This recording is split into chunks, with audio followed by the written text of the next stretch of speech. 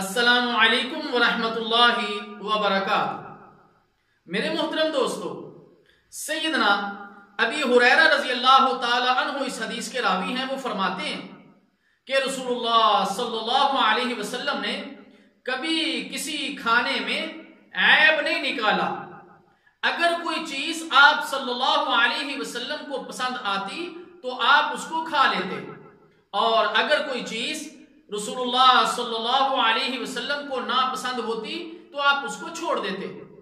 اللہ تعالیٰ جل شانہ سے دعا ہے کہ اللہ تعالیٰ ہمیں اس حدیث مبارکہ پر عمل کرنے کی توفیق عطا فرمائے۔ والسلام علیکم ورحمۃ اللہ وبرکاتہ۔